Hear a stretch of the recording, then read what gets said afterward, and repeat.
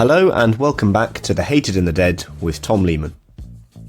The subject of today's episode was ranked by Forbes magazine as the 8th most powerful person in the world in 2018, ahead of the likes of Narendra Modi and Google co-founder Larry Page.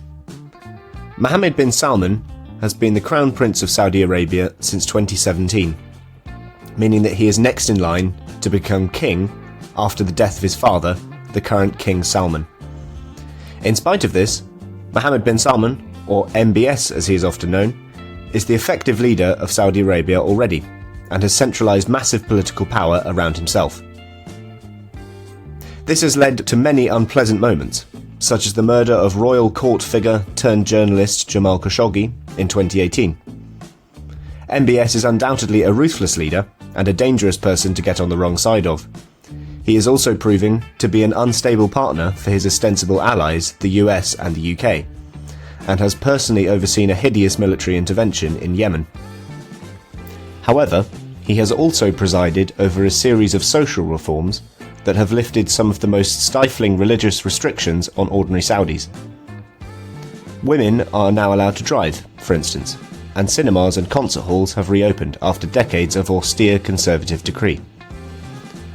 Whilst MBS's reforms are certainly motivated by self-interest, they serve as an example that political expediency often can have good outcomes for ordinary people. What is often referred to as mere window dressing in the West has had genuinely positive effects on the lives of women in Saudi Arabia, and regardless of his motives, MBS's role in that must be recognised. In any case, having politicians acting selfishly can have its advantages, because at least selfish behaviour is usually rational. My guest for this conversation is Justin Scheck, reporter at the Wall Street Journal and co-author, along with Bradley Hope, of Blood and Oil, which was longlisted for the Financial Times and McKinsey Business Book of the Year award in 2020. We discuss the rise of MBS to the position of Crown Prince, the success of his economic and social reforms, known as Vision 2030, and the complicated position Saudi Arabia occupies in international politics. There is some sound interference for about the first 10 minutes of this episode, but do persevere as it clears up. Ladies and gentlemen, it's time to introduce Mohammed bin Salman.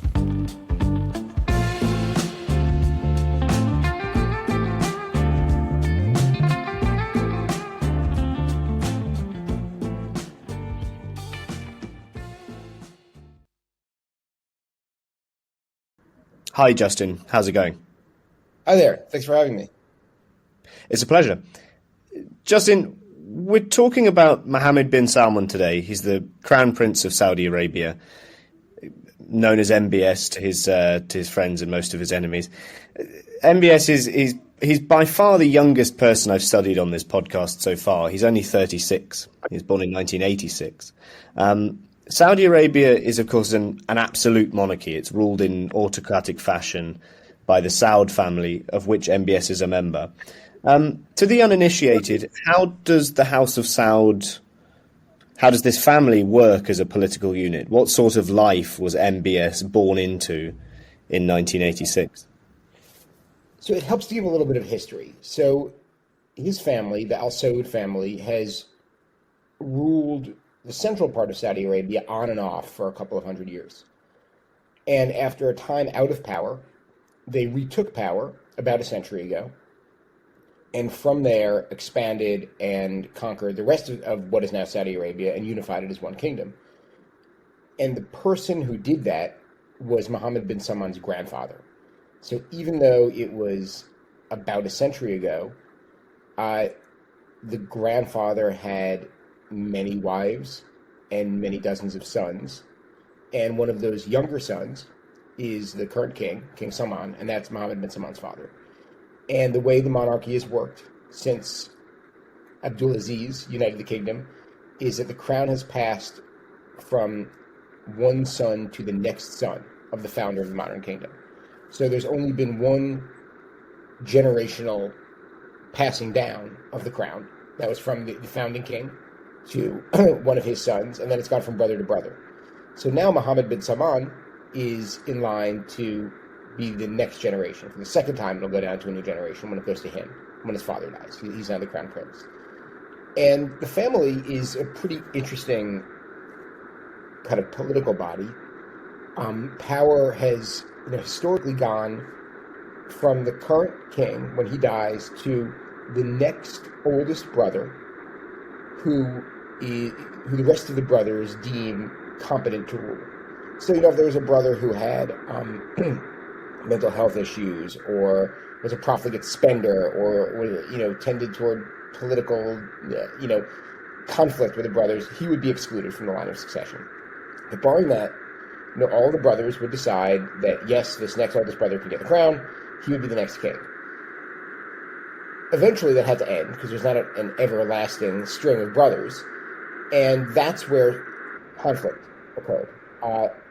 In the mid-2010s, when the prior king, King Abdullah, was dying, the crown was supposed to go to his brother, King Salman, and there was a move among loyalists of one of Abdullah's sons to try to get Abdullah to rule that the crown would go down to the next generation, to one of his sons.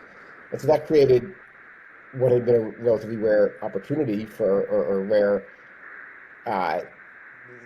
conflict within the family, where Mohammed bin Salman and his father Salman had to maneuver to make sure that they continued to be in the line of succession, that Salman continued to be in the line of succession. And once they solved that issue, then Mohammed bin Salman had to move a couple of cousins and uncles out of the way in order to make sure that he was the next crown prince.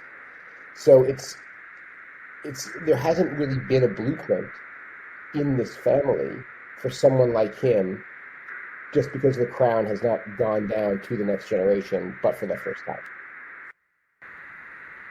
I suppose the starting point, as you've said, for looking at MBS as a politician is to examine his own father, King Salman. You mentioned that Salman and Mohammed bin Salman have had to sort of maneuver, it was the word you used, in order to kind of ensure that the line of succession remains theirs. What is Salman like temperamentally? I think I'm right in saying that he suffers from some sort of dementia. Is this something that has plagued him since he became king? What sort of leader is he? He definitely has health problems. He's old. He's very, very old. He's had serious health problems for many years. It's not clear to me that dementia is one of them. What we've written about him, he's a fascinating character. I mean, he's this guy who, for 48 years, was the governor of Riyadh province, which, in an absolute monarchy, no one's really powerful other than the king, but in that context, being the governor of Riyadh province might be, the most powerful non-king position in Saudi Arabia. And that's because that province is historically the Al Saud homeland. It's the base for the family. And it's also the center of religious power. And really until Mohammed bin Salman, the claim on the throne the Al Saud family had was largely due to their support from this conservative religious establishment. So Salman was someone who was very important in that relationship. And he was also sort of the family disciplinarian. So he was someone who, if a prince, got caught drinking and crashing a car or got arrested in another country, he was a guy who would impose discipline on them. So he knew where all the skeletons were buried. He knew all kind of the dark secrets of everyone, and he had a reputation for a sort of austerity and not living this really indulgent life that a lot of his brothers led. And what to me was really interesting about him is that a lot of his brothers for years were cutting deals with foreign military contractors or oil contractors to enrich themselves. And Salman didn't really focus on that. He focused on building political power and not really on building wealth. And in doing that, he developed a reputation, I think, at home and abroad, with his, people he dealt with in the U.S., as being someone who was not corrupt the way maybe other members of the family were. And obviously, corruption is a weird context there. When in a monarchy, the dividing line between the royal family and the state isn't clear, and so is it really corruption if you, by definition, own everything?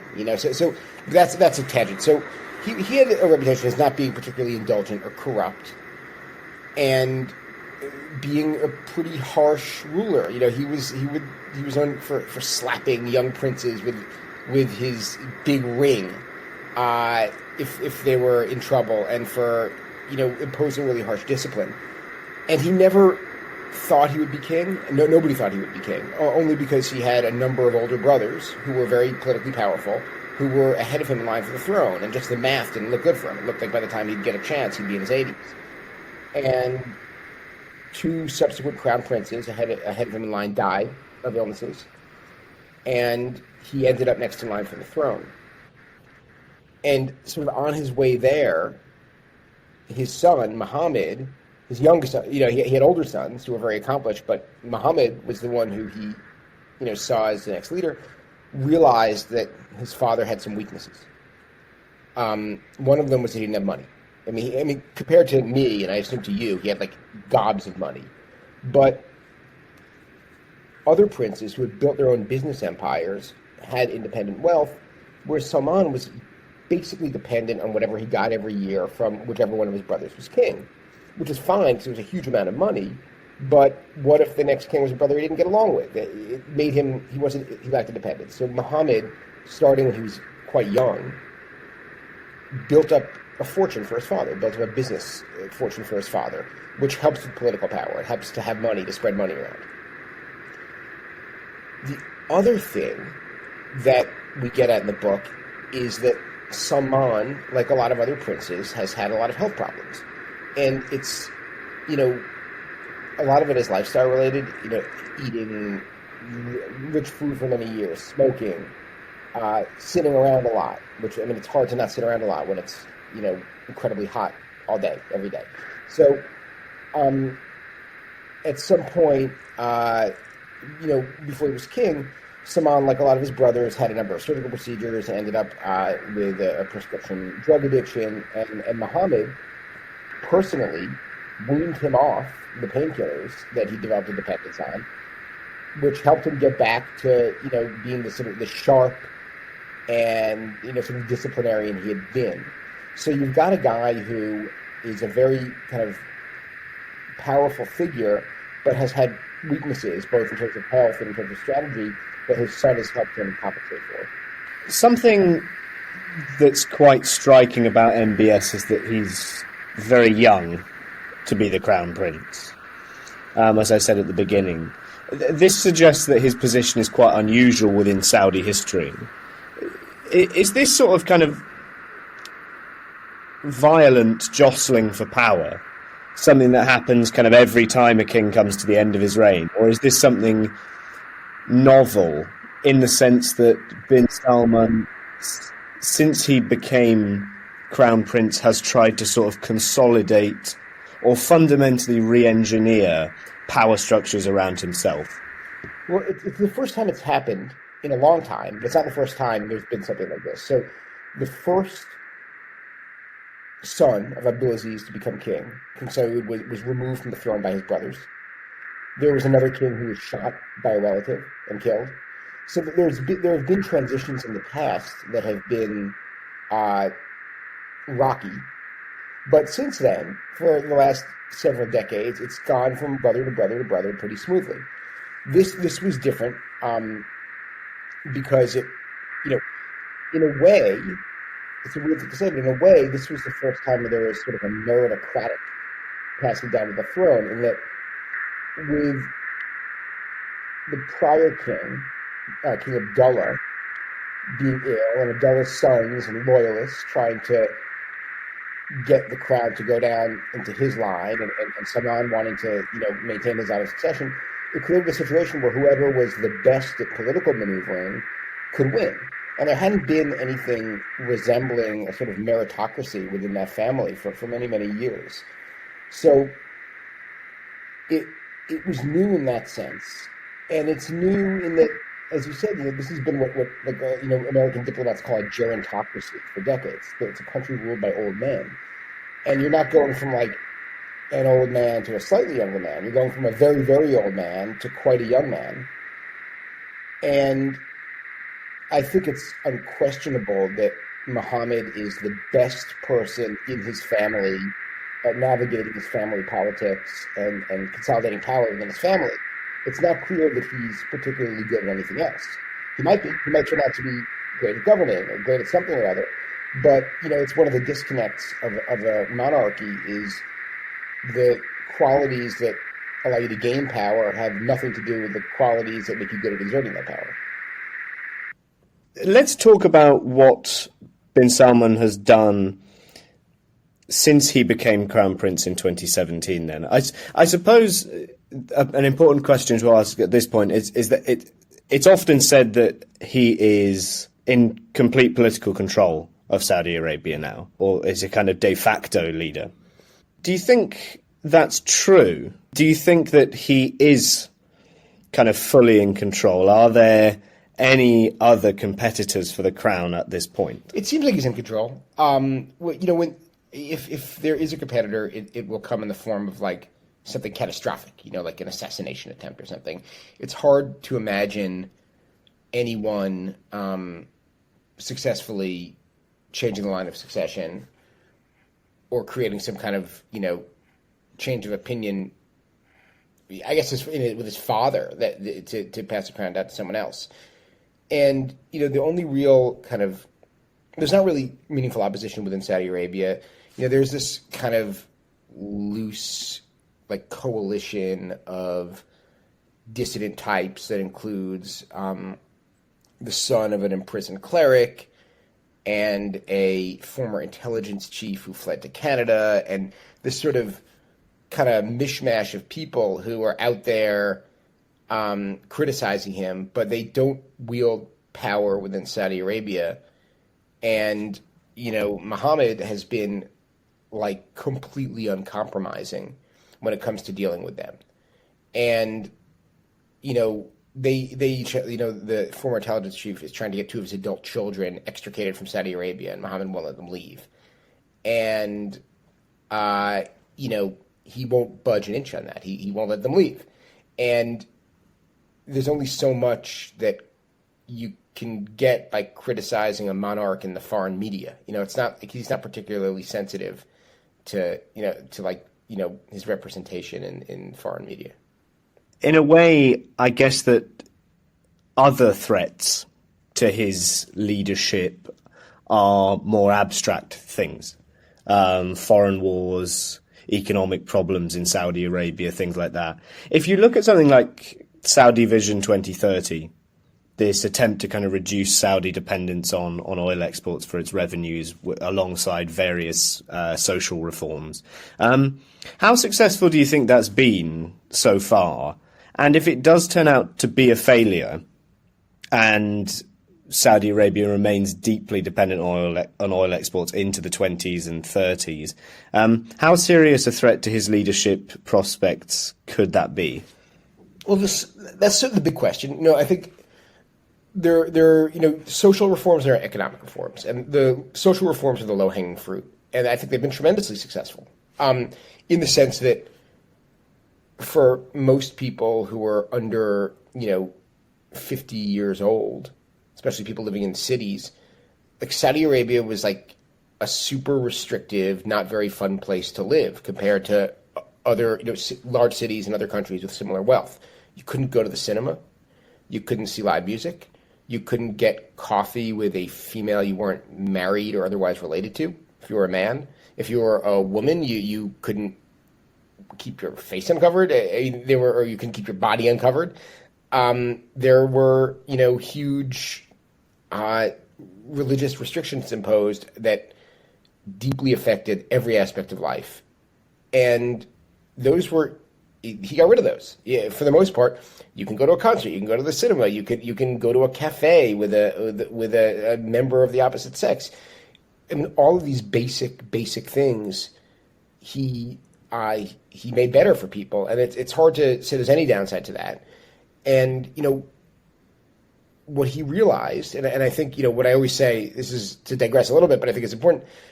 He I think has two big priorities. The first one is to figure out how. The first one is to make sure that his family remains in power, and the second one is to make sure that he is the next member of that family to be king. And so, every one of these reforms he's done are with those goals in mind. So, what he realized was that previously the religious establishment was responsible for his family's power base. That's what gave him legitimacy in the eyes of the Saudi people. And we got to a point where, with this younger generation, the religious establishment was a liability.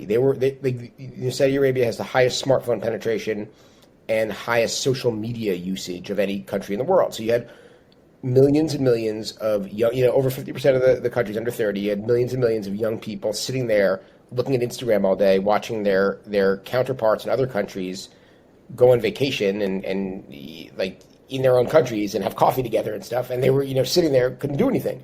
So he realized that was a liability. I think he was able to persuade the religious leaders that, this needs to be done. If you disagree that it needs to be done, I will make sure that things are very unpleasant for you. He realized that his family no longer needed the religious establishment. And he imposed these changes that I think have been tremendously successful. On the economic side, it's hard to see much success at all for me. It's easy to lift restrictions, and it's easy to spend money. He spent a lot of money. It's like really hard to create new sources of revenue, and it's really hard to get people who aren't under your jurisdiction to do stuff for you. He's very good at getting people in Saudi Arabia to do what he wants because they have to. But, the big goal of Vision 2030 is to move away from the dependence on oil, largely by bringing in foreign companies that will turn Saudi Arabia into like a regular economy, like the UK or the US, rather than a petrostate. And he hasn't really been able to do that, I think, for a few reasons. I think, for a long time he talked about, every now and then still talks about, making Saudi Arabia a center for like automobile manufacturing. But, he sort of, like Saudi Arabia is a country with, there's about as many Saudis as there are residents of Mexico City. So like, do companies go and invest billions of dollars to supply cars to Mexico City? It's like, no, it's just not big enough. It's a very wealthy country, but it's not a big enough country to become a manufacturing center the way he's envisioned. I think a lot of foreign companies are wary of the legal system there. The courts are religious courts. They're wary of the regulatory system, which is unpredictable and changes a lot. They're wary of the bureaucracy, and so he's said he can change that. But even if he changes it, if you're the head of a company, you're moving to a country where like one guy's in charge, and maybe he's business friendly, but what if he dies and the next guy's not business friendly? It's just it's a structure without institutions, the way Western Europe and the US and a lot of Asian countries have institutions, where the institutions transcend the individual. And so, his whole plan, which is to decree that there will be foreign companies, there will be innovation, there will be, entrepreneurship, there's not really a blueprint for that working. Like Silicon Valley didn't become Silicon Valley because someone decreed, you shall innovate. It became Silicon Valley because you had this combination of academic institutions and the military and, in the 1950s, a low cost of living. And everyone kind of came together, and it came from the bottom up. And he's trying to do it from the top down. And it's hard for anyone to do, but I think it's especially hard to say you're going to do it by just spending a lot of money. We should probably turn to the event that sent MBS onto front pages across the world, which was the murder of journalist Jamal Khashoggi in 2018.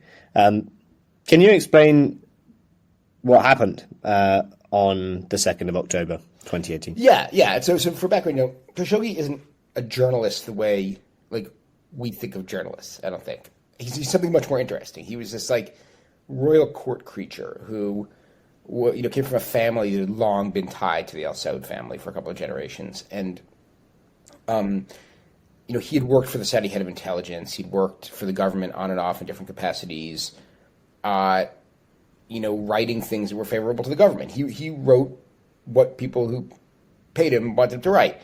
He famously went to Afghanistan and met Osama bin Laden when he was fighting with the Mujahideen there. He was this kind of creature of the royal court.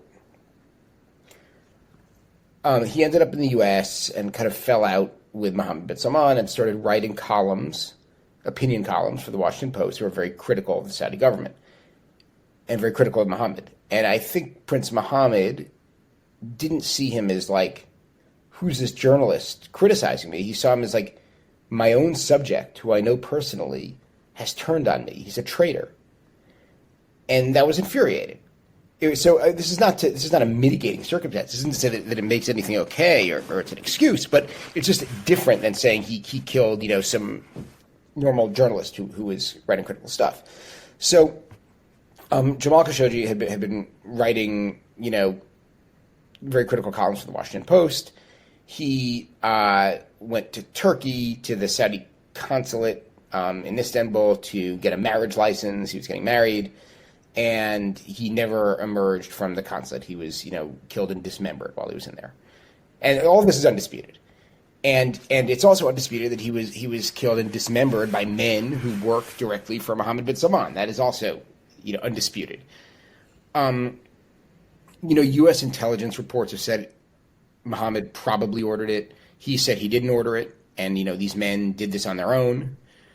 And it's I don't know that we're ever going to get an answer on that. But it almost, in a way, whether he said kill this guy or whether he said deal with this guy and they interpreted it as kill him isn't the most important question. It's pretty clear that these guys were working for him and they thought what he wanted was for this guy to be, killed and dismembered.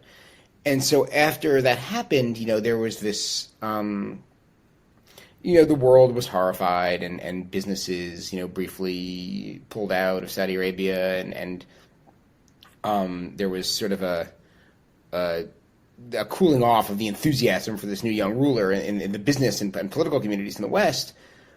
But he's so wealthy. He's an important ally strategically for the U.S. and a lot of European countries.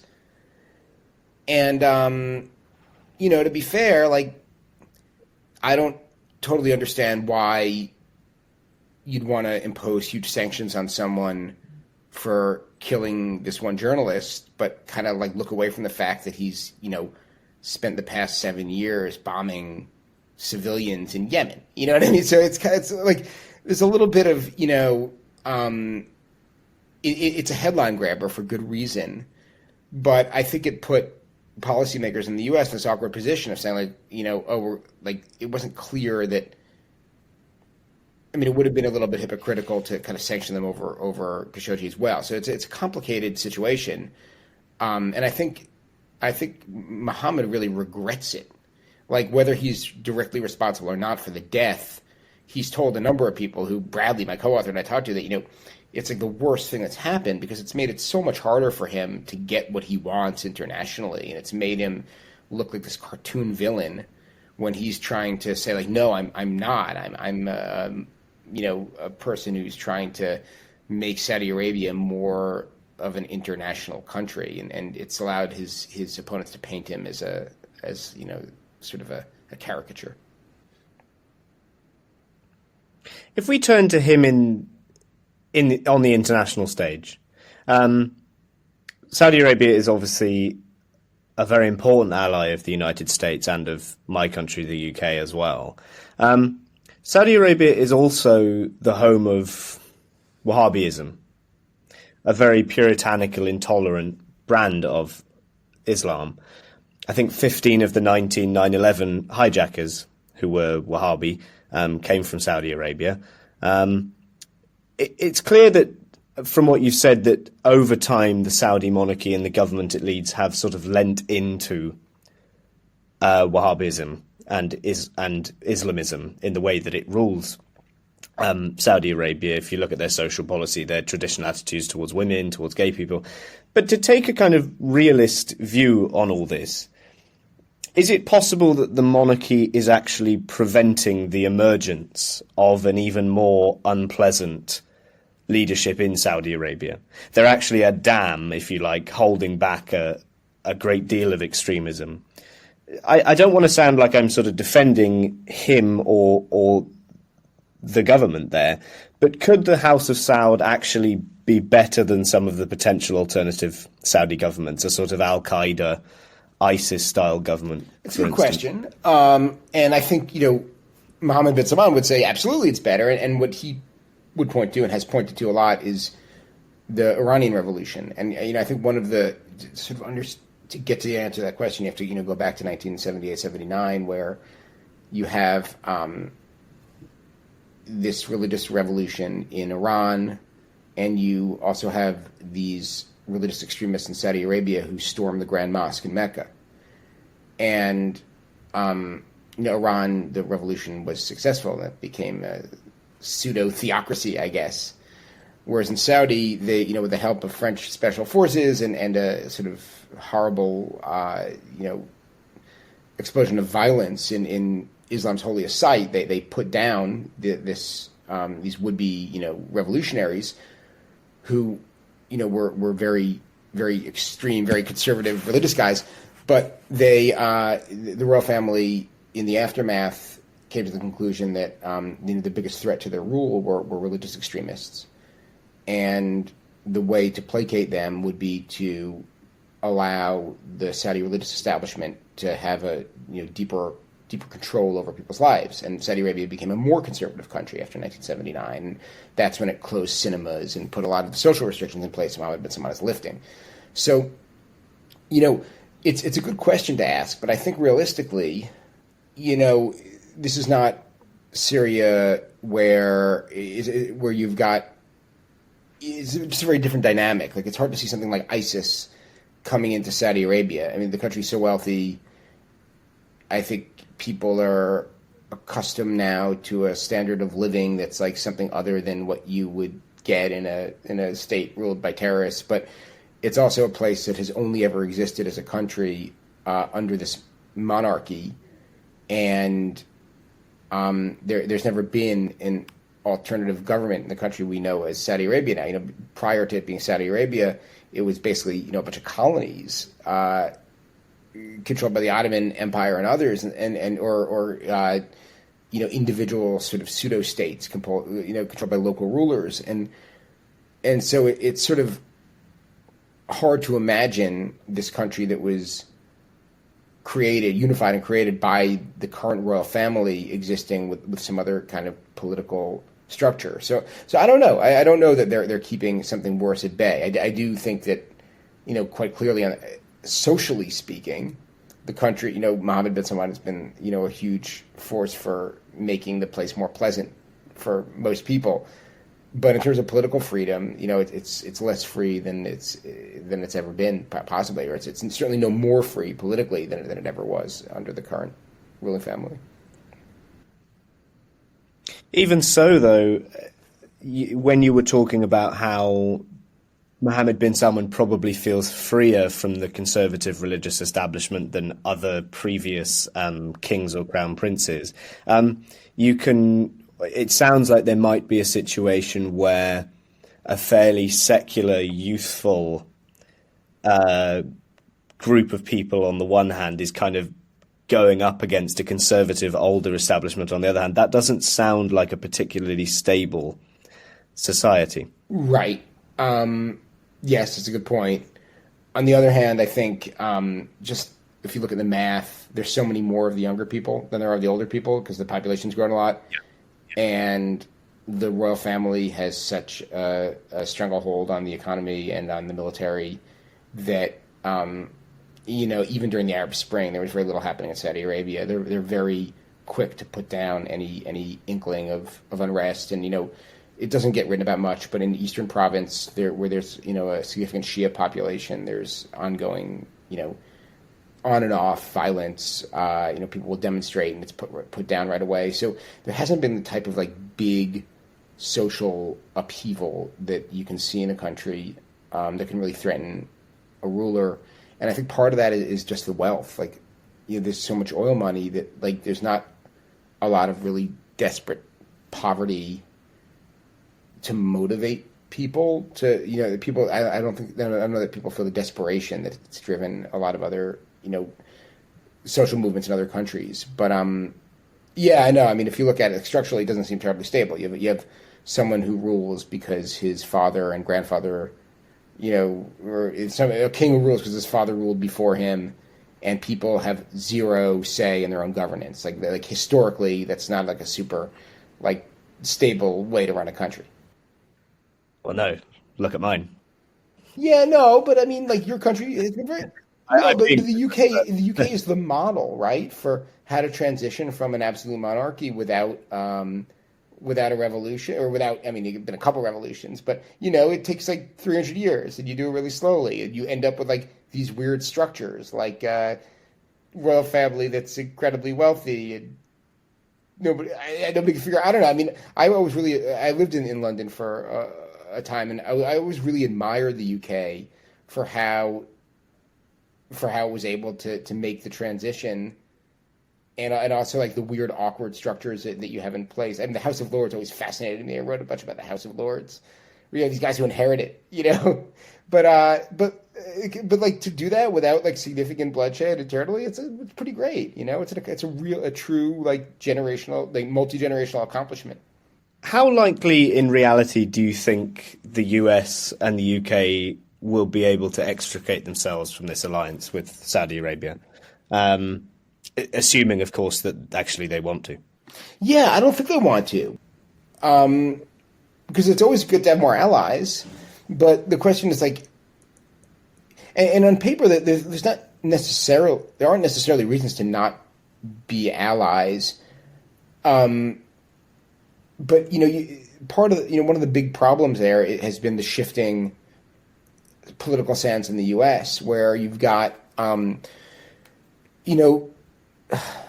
Bush Republicans, going back to the first George Bush and Reagan, have this like long-standing pseudo-familial allegiance to the Saudi royal family that was reciprocal. It was personal. And I think the Saudis, we tend to see our counterparts, we tend to assume that they're like us, and the Saudis, I think, thought of the Bushes as a political dynasty, and we're the Al Saud, they're the Bushes, we're close.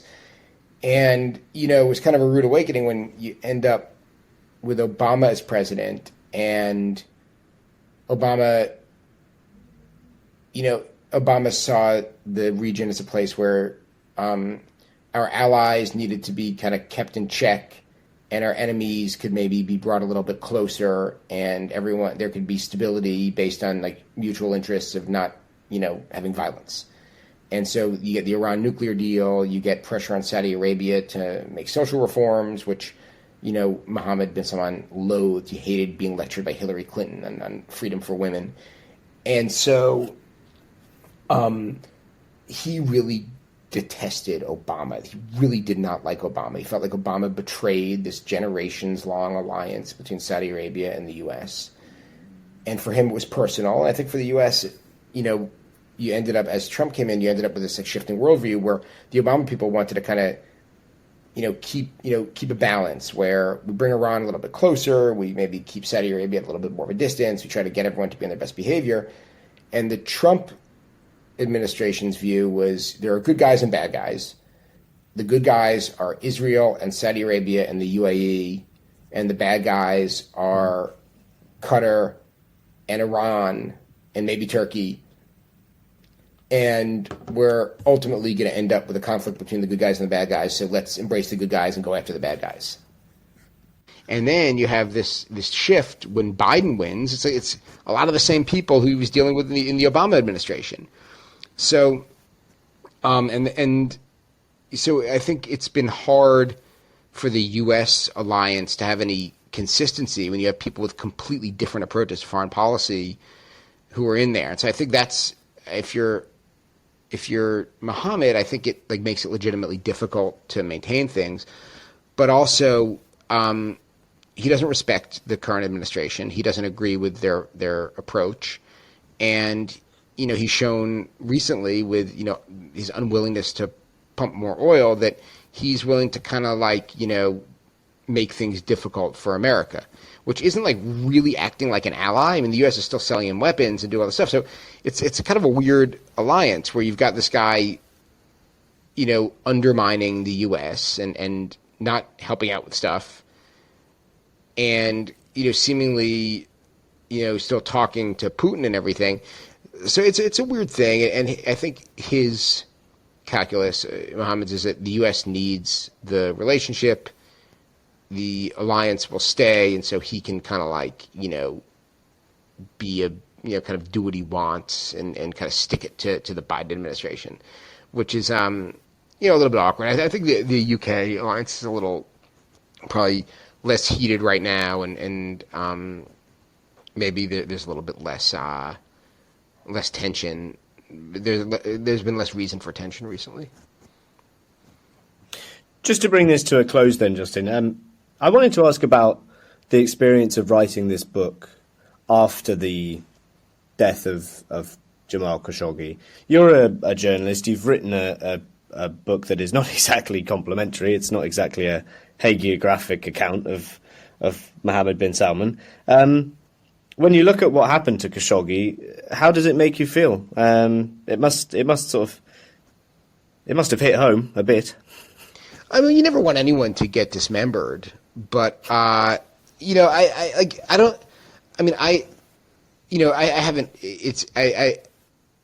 don't see it in any way as relating to what Bradley Hope, my co-author, and I do.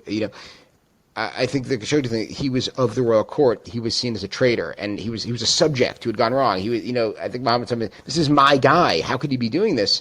Whereas we are, we're Americans, and we are kind of doing our best to tell the truth. We didn't have any objections to the book, and I think what's important to understand about Mohammed is that our book is certainly not hagiography, and I think to most readers in the West, what sticks with them are a lot of the things that we might see as brutality or, the kind of behavior we don't expect from our governance structures. But the thing that's important to remember to him, in his eyes, he's not a bad guy. He's a good guy. He's the hero of his own story, and he doesn't deny any of what happened in the book. He owns what he's done for the most part, and he feels like he was right. And what we tried very hard to do in our book is to explain why he was doing the things that he did. Not to make excuses, not to say they're all right, but just, that's what telling a story is showing what happens and why a person's motivated to do those things. And I think that he and his people in the royal court understood that we were going to great lengths to show why he was doing what he did. And I think, I don't know if they fully appreciate it, but I think they understand that, and the book that we wrote is something that they are okay with, because he feels like as long as you explain why he did stuff, he thinks he was right to do it. So I never felt threatened or it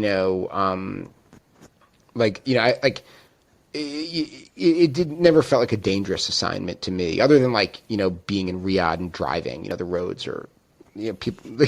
It's a very unsafe place to drive. There's a high rate of fatalities, but that's for everyone, not just me. I never felt it was a particularly high risk assignment.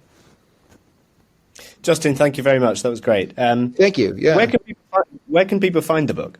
It should be in bookstores in the UK in paperback. Came out not long ago in paperback, but you could go to your local Waterstones or independent bookseller. Where are you based? Well, I'm in London. I actually used to work for Waterstones. Oh, that's funny. And I did sell a couple of copies of Blood and Oil. Oh, that's funny. Where in London are you? I live in Brixton. Oh, cool. In the south. Oh, that's great. I love Brixton. Great. And are you from London originally? No, I'm from Salisbury, which is near Southampton. I don't know if you ever went there. I've spent time in Salisbury. It's beautiful. Okay, awesome. Well, cheers. Thank you very much. I appreciate it. Thank you for listening to The Hated and the Dead. If you've enjoyed this podcast, follow it on Spotify and Apple Podcasts, and, for good measure, leave us a review. You can also follow The Hated and the Dead on Twitter, Instagram, and Facebook, so you never miss new content.